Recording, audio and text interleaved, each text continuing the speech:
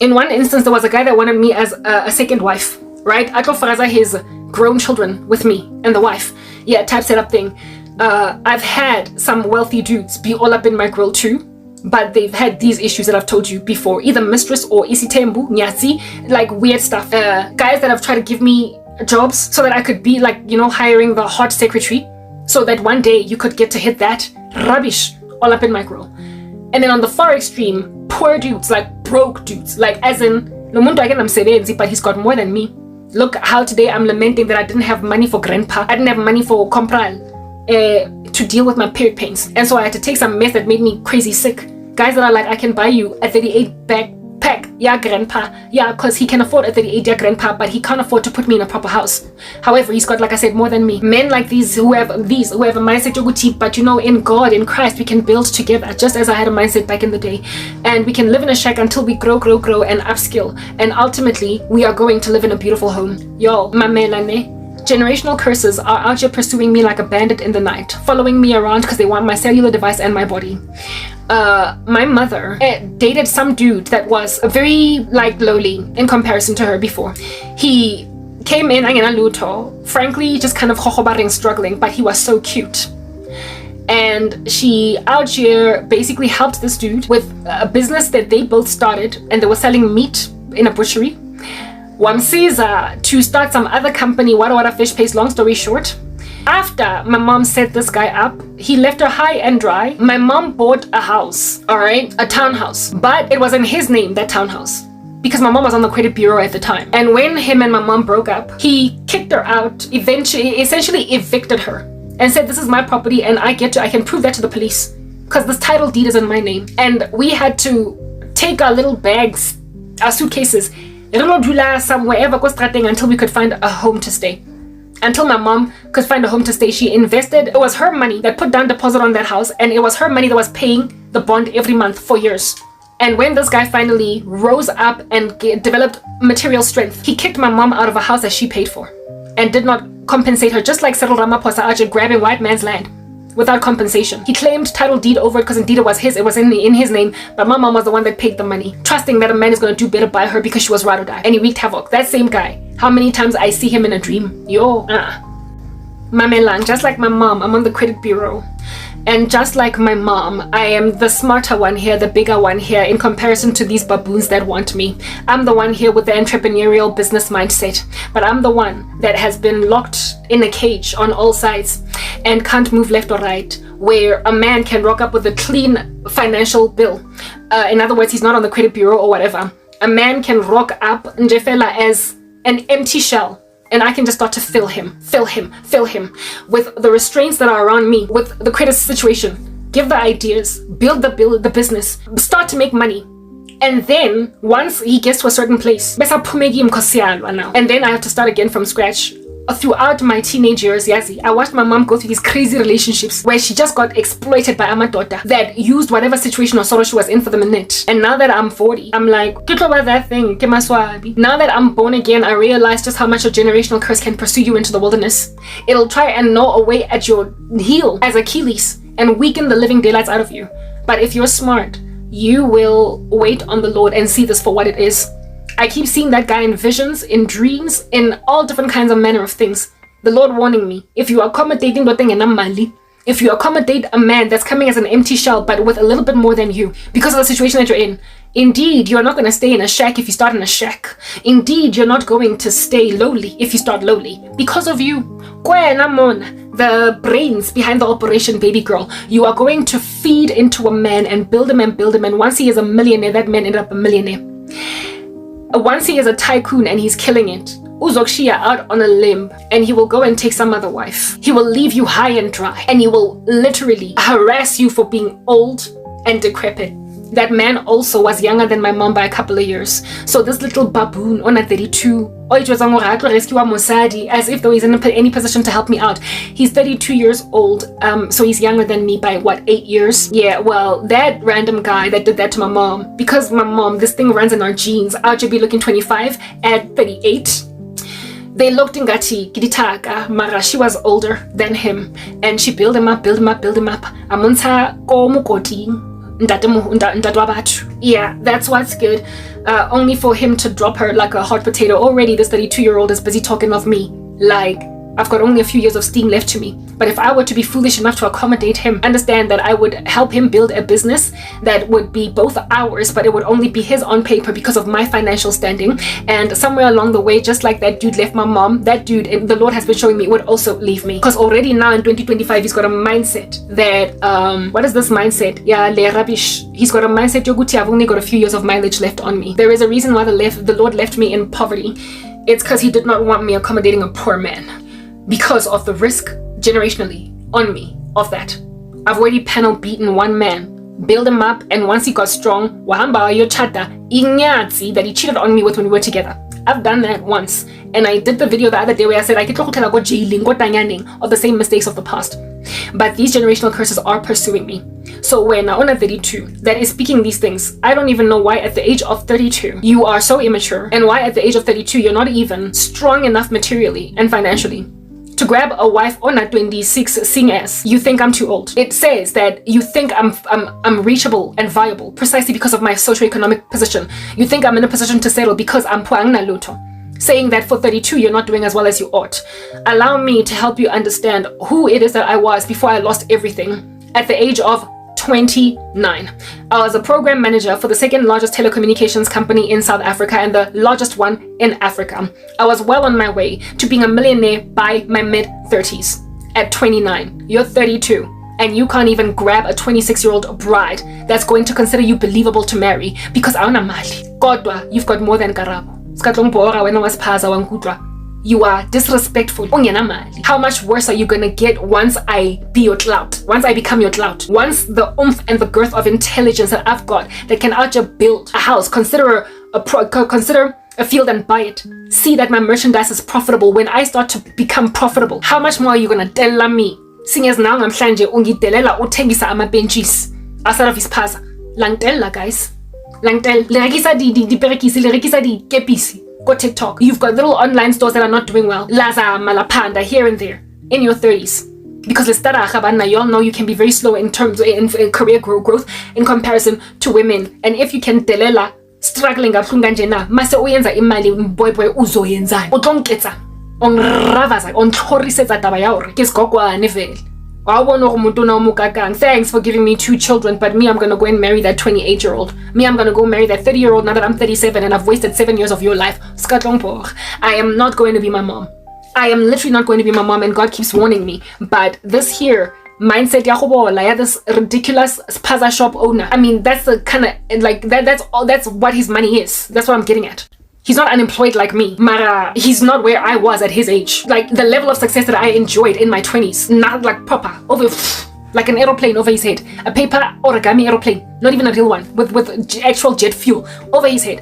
It's like proper. He has never seen the kind of prosperity I've seen. He's never been in meetings with big haughty men like I was once in meetings with big haughty men. Did not run entire teams, did not arch your head and like chair entire meetings. And yet a man who does not know what it's like to crack a whip as umfazi or very strong. Because I'm in Mali at the age of 40, he can speak smack and harass. Like, 40, he does not know how much steam I have left. My mom was also beautiful at 40, hence why he could get a boy toy, actually ruin her life, only to walk away with Nkuyahage that looks like Nkuyahai. Yeah.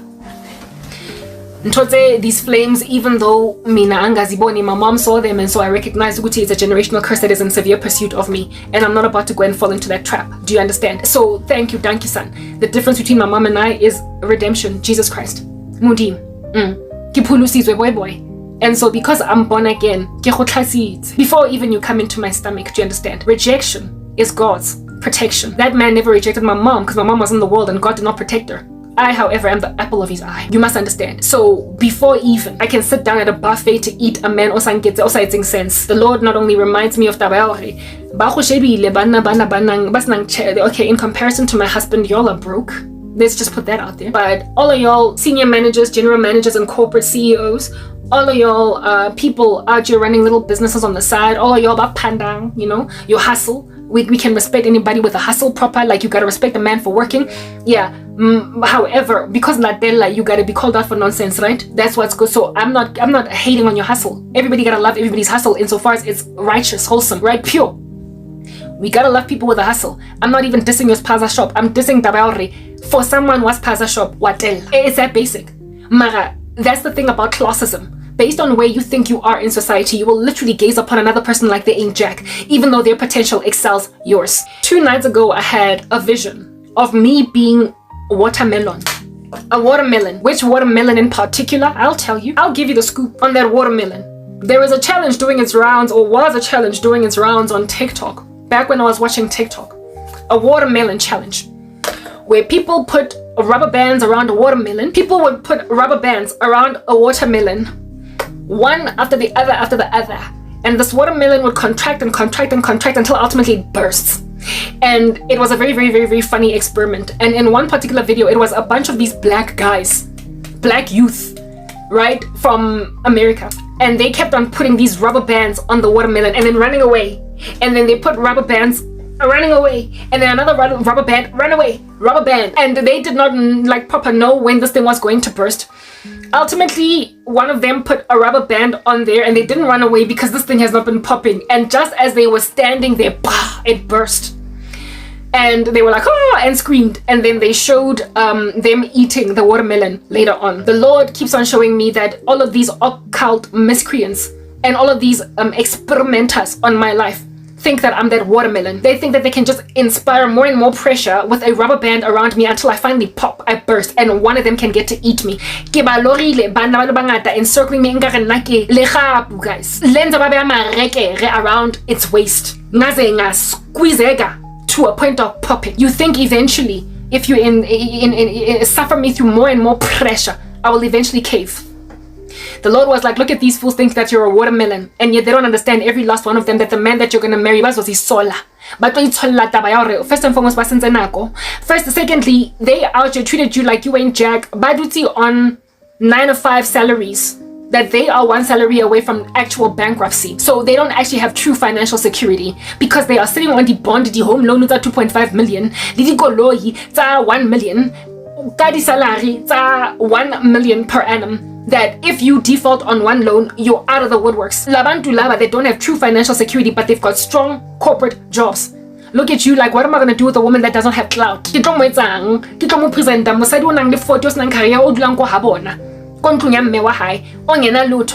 I going to do with her? You guys use the terminology hot, like, thank you. I appreciate being called scorching. Of me as beautiful to a point of being called hot and sizzling does not then on that day convert me to a very typically sizzling and hot OnlyFans model who will dance masquerading herself all nude before men for money because she realizes that she is hot and sizzling. I'm not that thing. I'm not coming here to traipse around and dance in front of a bunch of licentious men. I am coming here to share the gospel. But when you are licentious, you will always receive from a gospel servant even that which is not oozing off them or emanating off them. You will pick up lust from a woman that is not that thing. So seeing as women in the world are willing to break their backs for your 2.5 million rand house in Sunnyside, in Sunning Hill, so you think that if you can pressurize me strongly enough, I will eventually settle for the ones who have some kind of semblance of money. You think that you can make me settle for being inyati side piece, someone wakeri, or someone that's your little personal assistant, wada, and you want to lick me as with like ice cream. You have reduced me to the status of food. You have reduced yourselves to the status of primates, little mere animals that are just grunting with a mating call outside of a female that is in heat. And you have imagined me as a floozy in heat. And so it's only a matter of time if you can just put a lot of pressure on me by attrition before I burst. Except I am a godly woman and not an animal in heat. So your mating calls around me with your rubber bands is only insulting to God. It is therefore, of course, now insulting to me too. You are looking at me as I'm not marriage material because I'm poor. That is a worldly standard of choosing a wife. Take abafazi benu, abankomelayo vele vele indaba yokuthi nemali, and then be fra with them later on. I've already spoken about that. But Mina, I am not about, for crying out loud, settle with somebody because they are offering me permanence in their lives as opposed to the status of a mistress, side piece, or even second wife, while that person has got a mindset yoguti, I don't have much mileage on me. So essentially they imagine these witchy women and men that are trying to, by attrition, cause me to capitulate under pressure. They're trying to make me settle for a lesser evil. They imagine that it is a lesser evil, and indeed it is, to be with a man that will take you seriously, that will be with you and stay with you and maybe even marry you. That's not going to do a drive-by shooting because he's too much of a millionaire to be with a woman. Y'all put me in poverty. You put me in a jail cell, ascertained I can't make money, despite me being as money-making in my potential as I am. You made sure I can't go anywhere. I'm not poor because I don't have ambition. I'm unmoneyed. I'm not unmoneyed because I don't want to work. You have ascertained that with your barriers to entry and all of your bribery and extortion, all of these monies that you're paying all over Johannesburg, that I cannot make money wherever I turn. Therefore, because of your incendiary activity, the Lord has seen it fit to humiliate literally every last one of you with my husband. Because he will outweigh all of you financially. He is going to be beastly in comparison to all of you materially. And he will not have been married before. He will have no children. He will be age appropriate. He is going to be the most eligible bachelor in the room that ignored all the recommendations.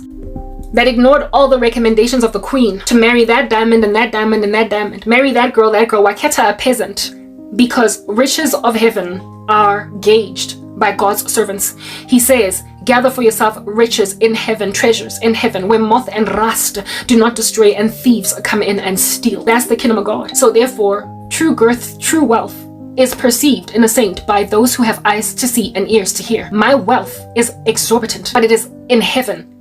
And my earthly material girth, the Lord has not seen it fit to give it to me before I am married. And the reason why that is the case is because all of y'all shallow pampoons ba hana go nyala basadi ba snang next ba nkang dicherry tse ntsweng buk tse ko kasi ko mekhukhung go ba le bona fela be le ba gutsa ko maha bona since ba utlwe botlhoko. You literally humiliate beautiful poor women with your crazy classism. Treat them like they're nothing, they're worthless because they scan groceries at the Pick and Pay, even though she is the most relatable woman with whom you have had dinner.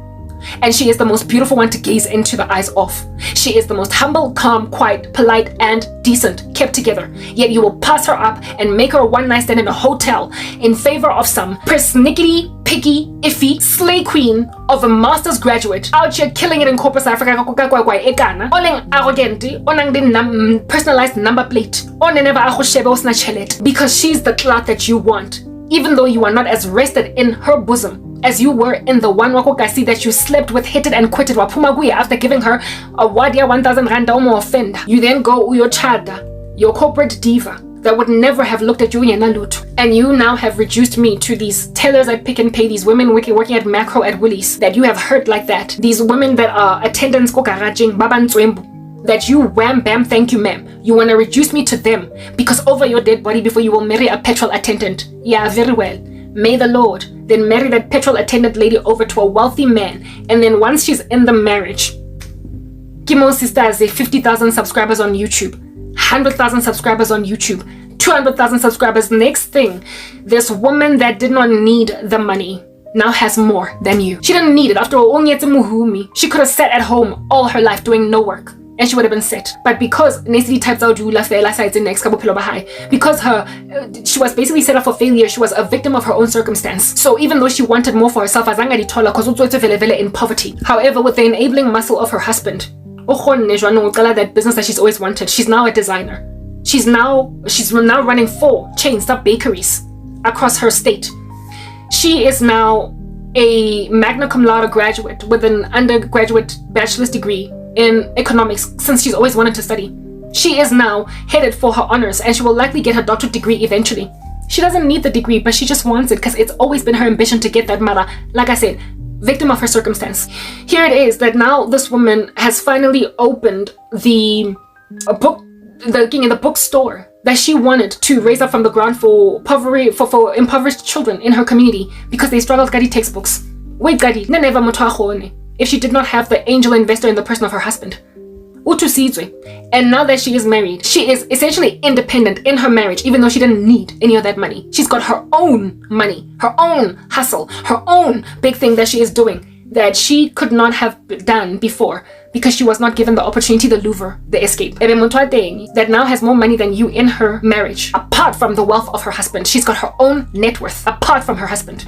her net worth now slays yours. Her net worth slays the net worth of the guy that wanted her as a nyansi, the guy that tried to wham bam thank you ma'am her, the guy that tried to make her a mistress, a side piece, the guy that, albeit getting away along with her swimmingly like a house on fire, ignored her because of a socioeconomic condition. Not all men are crazy like you. Not all men will pass up women because uzwa guy o mang o tlo chaza mang ko he, so mme wa ka o tlo go bona nje fela hai one a mpotsa gore uzwa guy o dula ko guy ha find out hore o sebetsa ko Sasol garage o tlo re mara my son o etsang ka mosadi wa ko Sasol papa o etsang ka mosadi wa ko Sasol, without even taking into consideration that this woman passed with distinctions in matric but couldn't study further because her parents died, blah blah blah, things happened, and now she is doing what she has to do to get from day to day. It's literally like the fairy tale stories that you hear about, like matches made in heaven. The things that godly men seek out in wives are not the things that worldly men seek out in wives. And so worldly men will literally do a drive-by shooting, try to sleep with you, but because you're chaste, you dodge that bullet, but you will be left with a very limited self-esteem. You will be left with brokenness in your core because ufitile first up in Jangana BMW that came to fill up petrol, loved your dimples. Ahoshela wasemukome because ahoshele aukome raf or wakshela gave you his business card. You called or he calls. And then you later find out at dinner that he's trying to book you into a hotel. What are we doing at a hotel? I mean, you've got a whole BMW, don't you have your own house? You drive a Beamer. I mean, you can't be living in your Beamer. Where's your apartment? Exactly, he's not taking you there because either or he's got a wife. But you are so freaking pretty. How smile? Onzo change onzo pumula the windows. He's like, yo, I gotta hit that. I gotta hit that. When I was living go Cosmo City, because they made me live there once, I went to garage maybe grandpa, and there was this, yes, like this chick working there. She half, like half, she looked like she could be half black, half white. And she was the one on a rekisa go quick shop stop place. And I remember thinking, the guys that come in here, she was so beautiful. She was so, she looked like Tyler. As I went to go garaging moko Cosmo City, a black girl, but she looked colored. I was like, you're beautiful, but in the South Africa of ours, that beauty of yours in that chair, mo garaging, is going to win you disrespect from men instead of taking you seriously. If you end up married, you will likely end up married to one of these guys. Vamo Cosmo City le wana ba pushang, passion-yana, inyane. Ba etsang baba shop work, ba kutang miriri, ba rekisang magipgipi, ba hlatswa dikoloi. Because a guy that has enough money to put you up in a proper house is going to think it wetsang ka ngwana wa garage mara o montle, so if I could hit that, that's great. That was not the only one. There was another one go garaging opposite my complex. Naye, oh, cute. She had my skin tone, got it dimples, it's a deep. Musle. And same thing was going on in my mind. I was like, how girl, unless you get out of the situation, unless you put yourself in a university lecture or in corporate South Africa, how for as long as Amadota come to the garage and see you here, abazok chat. Not the ones in the South Africa, not ones that have enough money to set up a woman that beautiful in a house in these shallow streets. So manje mina more so am I at a disadvantage ngina foot, looking all cute and pretty. However, with the socio-economic status of a pick and pay teller, batlon nebang fita first stop baba di kicken boboza, baba di square toe, baba di BMW di 2-bed apartment go for ways, they're gonna keep on walking right by me. However, Obuhlebam is going to make them think, can I hit that? Can't that be my side piece? Can't this? Can't that? Without taking into consideration Oguti, at some point I was in their league, right? That's the issue. At some point, I was shell worthy. At some point it was worth it for them ukungi shela la madota. At some point, and in a bank batla breaking their teeth over me. Overnight, tumbleweed. They scattered. None of them followed me out. None of them said, Karabo, you're still Karabo. I remember you from MTN. Wanna grab lunch? None of them. Why? Because no longer was I clout heavy. For them to present before their family members and say, Lo Karabo, she's a program manager, often they vets, and she does this and that, and Uyakaza Gibo, Bayam recommend her highly, and everybody, she's popular. I lost my clout, and all the men that were apparently allegedly appropriate to be my husbands, none of them followed me out. No one. And for 10 years, A lot of them have been indecisive, standing outside of my life. I'm warm like a hammock, I'm chill, gumnandi. They can swing in me, hey, ki muzwingi, mara basadi ba ko pick and pay, ki mazwingi, a khona ngolobloma go bona, mara o ka monyala na muzwingi, o tlo mo keepa possessively so as a mistress, abe a go fe bana before you will marry her. You will literally get along with her more than your wife, and yet you will insist on making her a mistress. You will insist on marrying. Being a single guy, you will insist on marrying the one with the clout. For the one with the clout. If anything, that's why Tsegofatso Pule died. She was the one without the clout, and this guy was engaged to the one with clout. You're not gonna make me lose my clout heavy woman over your pregnancy. She was found hanging 8 months pregnant on a tree. You will remember. That's what black men in this country are. So, you can see why the Lord then put me in poverty. He protected me from ending up married to a man that would have dissed me as I got older, that would have harassed me for aging, that even though he would have married me with clout, everything, coming highly recommended in society. Later on, we become obsolete to these worldly men. Later on, I was gonna be an old CEO track lady, successful, doing well, essentially what would be the tantamount of power couple with my husband. I was gonna lose my taste, my spunk, my edge, my je ne sais quoi, and there were gonna be more vivacious young women trickling in, traipsing into corporate South Africa that he was going to actually be gazing upon. And so all of my heft was going to fade in his eyes, and so I was just gonna be a materially viable woman at his level, or that was viable to be his wife. Now, I was going to be appropriate materially to be his wife. The way the pilisi, the antibiotics, the ARV, the way always out here be looking. His secretary is always out here looking like Jada Pinkett in her prime. Yeah. And the way insecure officing, yeah, munaka for what purpose? All the women that encircle him. Go officing. Because I was a young, vivacious, spunky woman in corporate South Africa on the come up. Yeah, but then I stopped being young, even though I rise up to where I am on the come up, right? Eventually, the ones who are on the come up, except for godly men who are like, hey, I'm gouging out my eye and cutting off my hand. He will make me kill that woman or Kazang married men in the office. And then I was going to be a wife, an older woman. And he was then going to meet these women but Kazang married men in the office.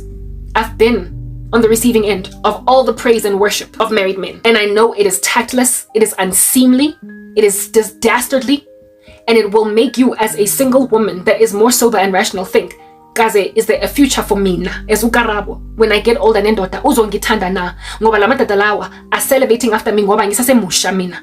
Kodwa angizo, I'm not gonna stay young.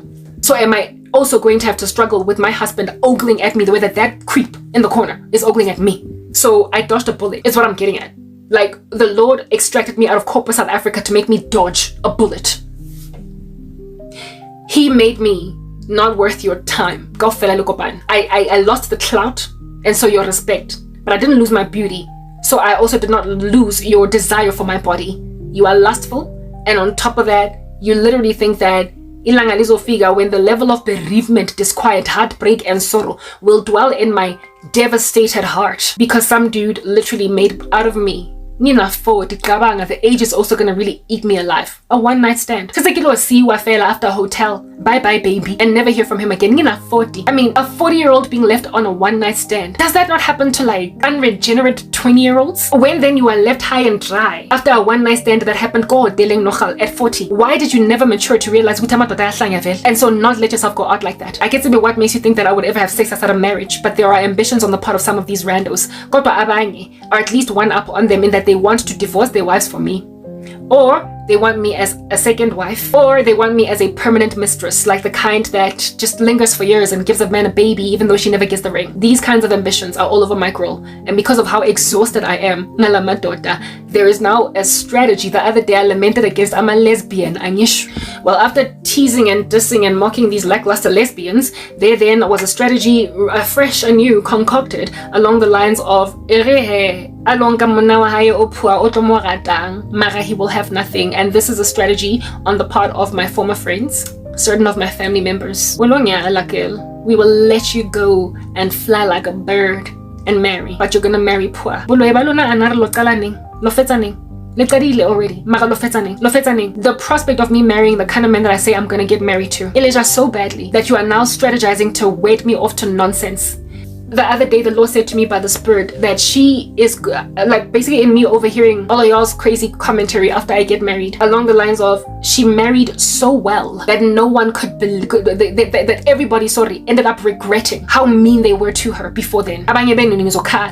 She married so well that they all regretted how mean they were towards her in the run-up to. I am going to marry so well that you are going to be shocked out of your minds that in the run-up to. Thank you, therefore, for impoverishing me. Thank you, therefore, for blocking me from monetizing my channel on YouTube, making sure that I've got nothing at all. Thank you. Because in so doing that, you became the rejecter of my person, that was my protector. Rejection is God's protection. You rejected me, no, not because I was not worth your while to be with. You rejected me because I had nothing. I'm listed on the credit bureau. I am unloved by family. I'm 40, living in a shack at the back of my mom's house. All these things have made you be like, I guess sure. I'm not, I guess sick. You would never have rejected me because 1, I'm pretty. 2, if at all I was not thwarted materially, I would have been of your caliber, if you will. So I had to lose one of those things in order for you to reject me.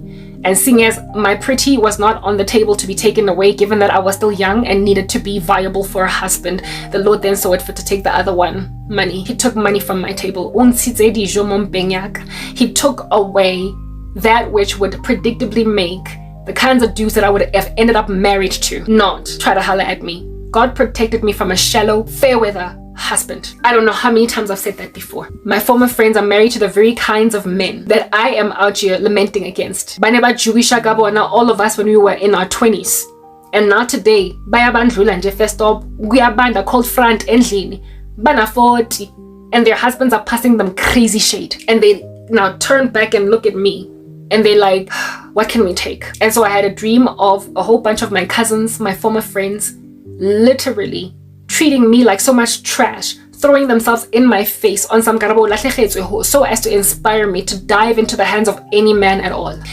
And then the guy in America is of course a resonating theme. He'll never stop. He's a creep that just until he dies, he's gonna think that he's the only thing that I have going for myself. Yeah, but then there's also now a 32-year-old miscreant that Archie is calling me a woman whose sell-by date is near the end of itself. I'm literally at the end of myself. I'm at the end of my rope. Guys, yasin. Hakotelwa mara wena wa go rekisa magwenya ko sephazeng. Congratulations for your hustles, ne? For your hustle, congratulations. Mara, you don't understand. Musadi o dilang kae ena. She's a businesswoman in the making. And go etsa di million tsaka before kenyala. Because I am not supposed to have the million before kenyala. Because the moment I start making money, all the random deadbeats that ignored me, that walked right by my nose, that flew right by like Nsinsi and passed me up for no other reason than the fact that I had no money, all of a sudden they would start to flood my direct messages. You would start to holler at me because you would know I'm both a combination of godly girl, that I can be trusted, I am worth the while, I'm virtuous because you will have been following me. It's like and now saying the money, saying the cloud, so you can take me to ugogo wako oporai. So now you can take me to umawa kona o Kenya. So you can take me to abo cousin nabo lonke blabantu that you can tell ukuthi uKarabo is an influencer and she's got 1 million subscribers on YouTube. Go easy to go and tell abangani bakho ukuthi uKarabo has got 500,000 subscribers on YouTube rather than say Karabo is this lowly woman. She's struggling, she's persecuted as a Christian, and on top of that she's living in a shack at the back of her mother's house. No matter how much they might refurbish it, a shack is still a shack, it's still a shack. And however, she's really virtuous. I mean, goodness, she's so godly, and together the two of us are going to strive in Christ and we're going to build an empire. Just you watch. Rather than advocating for me and standing for me, explain to abogogo babo ukuthi why ayothatha umfazi ona 40 ongenalutho ohleze ejardini. And sonke lesikhathi uthabu nje, or she keeps on complaining on YouTube. Oh no, umthole phi lo? Abafuna ukuqhaza. They don't want to explain to their families, and they also don't want to stand for what they know is right. And so because abadigene batswa monna le indecisive, because you believe that I'm going to tank your stats. Literally in my life, I've never had any man imagine me as one who could tank their stats. If anything, I was always the girl in the equation, dating the guy that everybody's like, lo umthole kuphi, awumfanele indoda. you're out of her league. I was always the woman that was literally one up, like dudes always got upgraded by me. And now I am on the receiving end of all that derision. Gemaswabi, this was God's perfect plan. He foreordained it and it is a perfect match for me. There is nothing a broken lana, so don't try to fix it.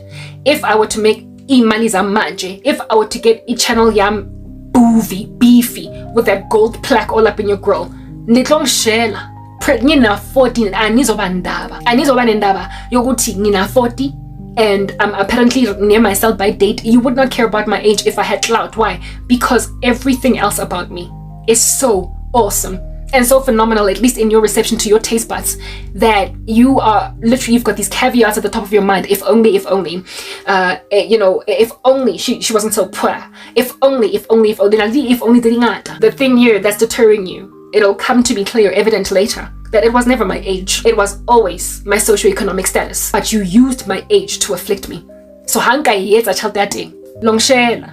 And I'm gonna end up walking down the aisle to bampunya ho bora, lackluster, engena maturity, engena maybe than this thing, engena character. It's a shell. Do you understand? Da ho vacuous. There's just nothing but a vortex twisting therein. So because we're empty, air bouncing off the walls. That shallowness with depth. What am I gonna do when I'm so deep? With a shallow guy that, however, has a presentation of godliness on the surface, you would literally irritate and spam up my email the moment I monetized on YouTube. The moment I got any kind of traction on Facebook, the moment I got even a viable, a decent looking kind of juicy job in corporate South Africa, you would conveniently rock up at my offices claiming to be there for a meeting so that you could act as if though on social media you would go to great lengths to land me. Mangatola, a basic 9-to-5 job. How much more are you going to be all up in my DMs if I were to be suddenly a social media influencer? You're going to be jealous for me because that's what you're doing now. You're making sure that no other men are looking at me. Because I am perfectly viable. Who have reached yourself by date that are out here making. You're the ones that are out here making like putrefied milk. You're the ones who, what's the word that you like to use to describe me, whose ships have sailed. Yini, not me. Imali is not the equivalent of ships still out here, buoyant in the ocean. Your ships have sailed. Mine hasn't. But you are saying that mine has, based on nothing but age, because that's just what harasses a woman when they get older. To a point where some 32-year-old left to my mileage. So I to rescue a mosadi, even grumbling. I to put him on le matlapa. Nkare nna ke batla makonya a wa rekisa go spazeng so se onang abuti. Isiphaza sakho ain't jack in comparison to my future businesses. Pumpe, I'm going to thrive to a point where the Lord showed me a gold plaque. Yeah, YouTube. Ke gugile, ke batla we move, ke batla o tseba gore mo life ke be kae in my content. Not in my content, in my house. In the background when I'm recording my videos, I'm going to get to the point of having never mind 1 million subscribers, but 5.2 million. Is a dream that I got the other day, that I am as prolific one day going to be as Russell Brand. That's who the Lord compared me to. Russell Brand, Candace Owens, Ellie Beth Stuckey.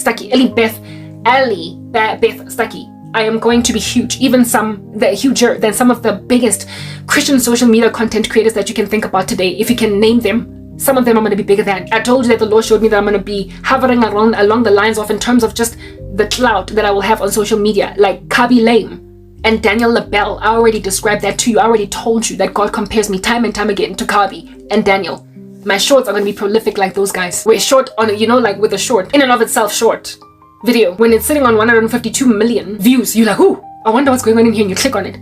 Daniel LaBelle is so prolific that the 152M is chilling in the thumbs up section, not so much the number of views. In other words, 152 million people liked his short. And so the short in and of itself is sitting in the billions. That's who God showed me I am. And that's what God was telling me I am Thomas concerning. Because last night I was supposed to rock up and share this very message that I'm speaking now to a certain extent. And I didn't, because I was disillusioned. I was broken. So the thing I wanted to speak, I didn't speak it.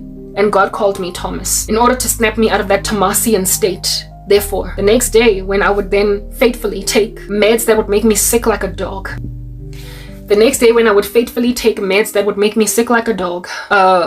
The Lord then gives me a vision as I'm busy trying to navigate my way around my illness. I was sick today, right? I'm out here trying to figure out because I'm just vomiting without there being food in my body and I'm feeling like trash. So then the Lord reminds me that your spiritual gifting is the real deal, Karabo, believe me, by giving me a vision to help me understand that all that I have seen, like for instance, the fact that the Lord showed me Gonyala Muhumi, a wealthy man, that I am going to have, never mind a silver plaque from YouTube, but a gold one, that I am going to be prolific like Russell Brand, Kabi Lame, Daniel LaBelle, Candace Owens, Eli Bestaki, etc. That I am going to have twins for a first pregnancy, that I am going to move to the US, that I am going to, what do you call this? Build an empire, that I am going to leave dust on the faces of South Africans that out here thought that they could hold me hostage for the rest of my days. All these things that God showed me. He was like, Karabo, you've got a spiritual gift, and if at all, for instance, global events are coming to pass, like all that which is happening with Donald Trump and Elon Musk, whatnot, that you already predicted, that you already prophesied. What makes you think things that are pertaining to your unique individual side, like, focused convert life? You. What makes you think that which I've shown you about you, never mind Elon Musk, Trump, or global citizenship in totality? What makes you think that which I've spoken about you is not going to come to pass? It's gonna come to pass. And this is how you know. Quick wins. Tiny little flash visions of stuff that happens within an hour, 2 hours. And God is like, if at all I could give you this little vision an hour ago, half an hour ago, and it comes to pass after half an hour, understand that which is a vision I give you today that's going to come to pass in 2 years is also going to come to pass. Do not lose faith because of how long it's taking for you to get fulfilled prayer. Hold on to me, because when you don't hold on to me, you sit on content, on prophecy. You sit on understanding that I give you, and you don't share. You need not be disillusioned. Don't faint. Don't let your heart be troubled. This is my will. It's my work. It's going to work out for you. Karabo. The very situation that you've been put in is going to work out against them, and it is going to be your benefit. The very thing that they did to you is going to be the very thing that ultimately realizes your fulfilled future. Who is this? Not who is this, sorry. There it is that I am, vomiting and vomiting and vomiting. I then decide, okay, what can I do? Maybe buy something that neutralizes acids in my body is what I need to take. So I figured, let me drink milk. Even though I don't like milk and I'm low-key lactose intolerance, but not too much.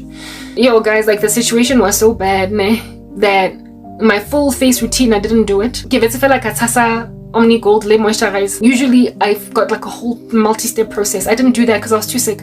I was supposed to, I made a concoction to treat my hair. I haven't washed it since the last time I brought down my protective style. I've only detangled. I still need to wash my hair.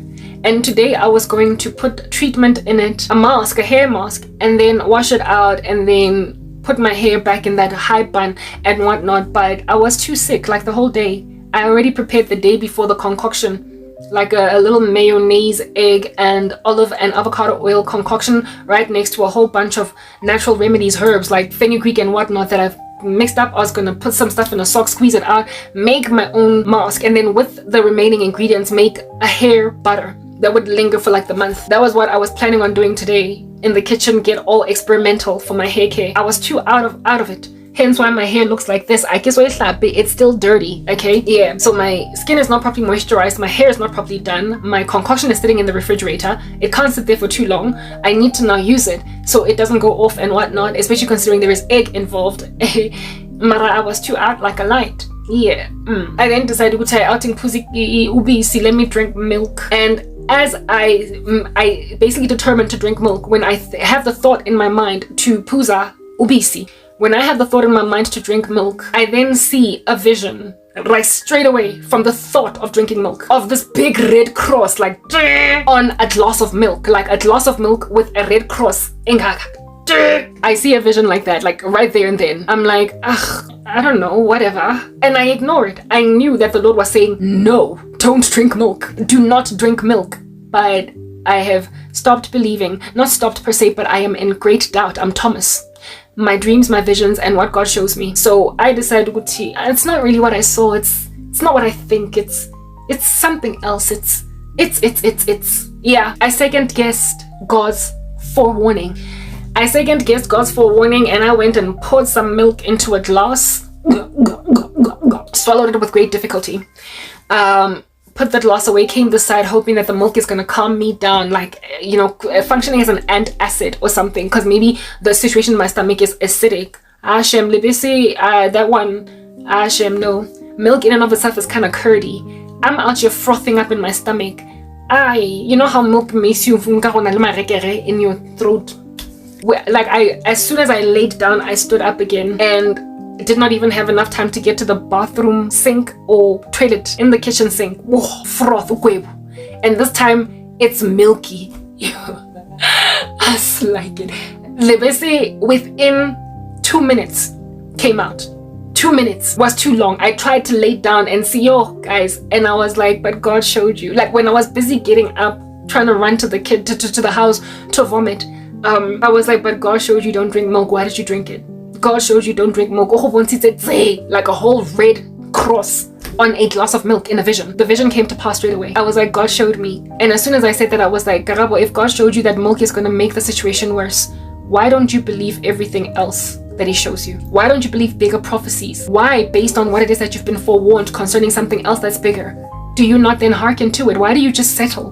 Why do you let yourself endure sorrow when you know what you're supposed to wait for? I literally nearly accommodated a guy recently that traipsed all up in my mom's yard claiming to want to marry me. And I was happy to see if I can accommodate him because I'm scared. Do you understand? That guy.